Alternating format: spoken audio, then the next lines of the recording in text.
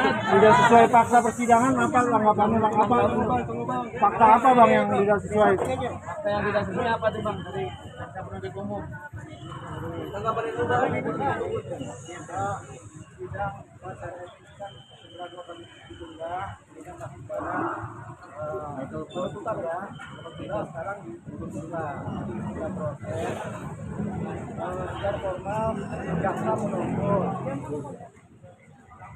pengacara membela, hakim memutus. Ini kan prosesi jaksa menuntut. Nah, persoalannya adalah dakwaan ini kan dakwaan yang sebenarnya sebagai pengedar.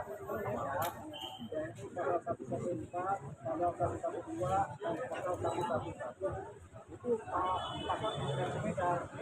Nah, Bang Sanem ini kan sebagai pengguna, dia sebagai pengguna, tapi bisa dituntut pasal 114-nya pengedarnya bebas, yang pasal 112 dan 111. Nah, Bang Sanem ini dituntut 6 tahun penjara. Nah, tapi dia adalah pengguna. Tapi nampaknya ditutup sebagai pengedar juga. Gitu. Jadi bisa kemudian akan melakukan pembelaan. Tapi yang paling penting kan fakta-fakta di persidangan sama-sama sudah kita ketahui bahwasanya orang ini adalah pengguna. Bahkan dia cenderung adalah korban dari narkotika.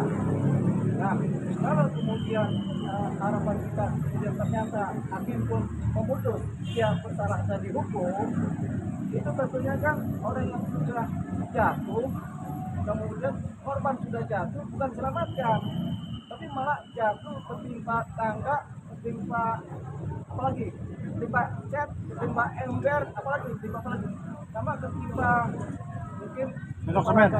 Sendok semen. Nah itu banyak timpanya. Jadi ini akhirnya kan kita nggak dalam posisi melakukan penyelamatan terhadap korban yang tadi narkotika ini. Dia kan pengguna. Jadi ini kita bayangkan tuntutan seperti ini di mana dituntut 6 tahun karena tidak memperhatikan aspek-aspek seorang pengguna narkotika.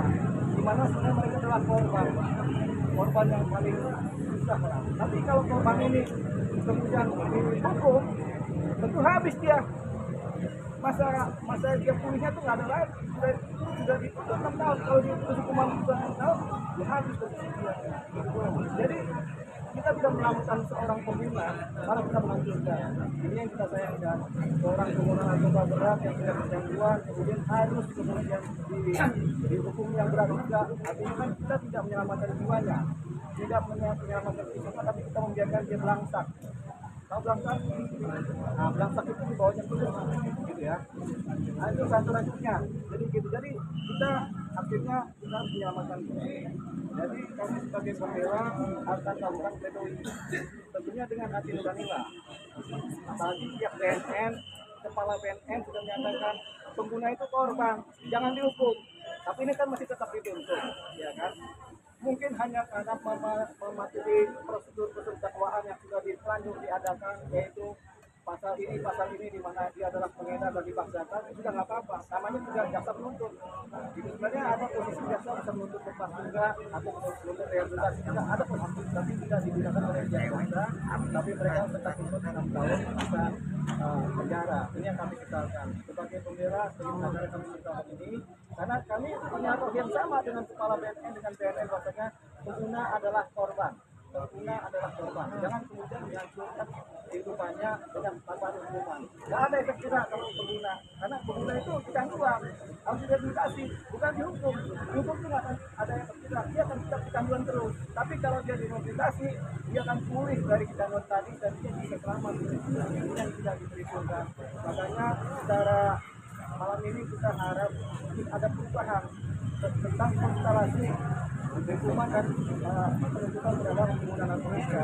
Jangan seperti ini. Nah, nggak apa-apa, ini diedarkan sudah, nanti kita sinergi dengan BNN.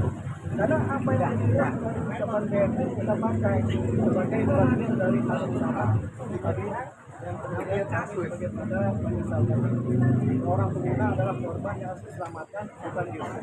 Bedanya kapan bang? Buat rehabilitasi nggak sih bang? Mungkin bang, berapa bang tadi bang? Masih ada kemungkinan buat rehabilitasi nggak? Tentunya kan jaksa menuntut, pengacara membela, hakim memutus. Kita masih mengharapkan dari putusan hakim yang seadil-adilnya, di mana hakim juga bersinergi dengan institusi lain, di mana hakim akan memberikan rehabilitasi. Mungkin kan dia sudah menjalani masa tahanan, tapi ada mekanisme di mana menyelamatkan seorang korban yang jadi korban atau dengan kemudian menghancurkan. Ini kan tidak selamanya hukuman itu menyelamatkan, hukuman itu seringkali menghancurkan, bukan menjadi orang menjadi baik, tapi malah menghancurkan orang. Makanya kita kemudian mencoba menyadarkan ini masa depan teman-teman jaksa supaya lebih mengerti lah, jangan mengikuti prosedur konvensional yang mungkin sekarang sudah berubah pola-polanya. Dan kita mengikuti juga pola-pola camat di mana pandangan berubah, yang tadinya pengguna adalah bisa dihukum kemudian dipenjara, sekarang pengguna kan harus diselamatkan. Tapi ini jaksa masih menghukum, menuntut hukuman kan, ini rasanya dia juga benahi di pihak kejaksaan dalam proses mereka menuntut. Tapi kalau saya ya kita adakan pledoi.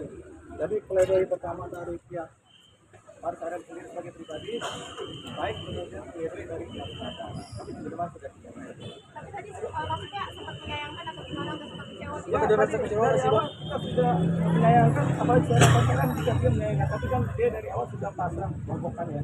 Dari awal kita memati hukum dan pasrah.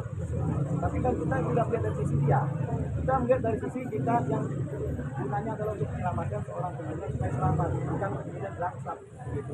Nah, kemudian dari posisi pledoi nanti, kami juga dari pihak pengacara akan melakukan upaya hukum lain, yaitu karena ada koruptor yang diabolisi dan diamnesti, ya kan? Kita juga minta abolisi dong. Ini kan kita korban nih pengguna ini. Masa koruptor aja diabolisi sama amnesti, kita juga minta supaya seorang presiden diabolisikan gitu. Abolisi ini dihapuskan hukumannya atau amnesti atau apalah gitu. Di mana kita akan mengajukan surat kepada Presiden Prabowo 08.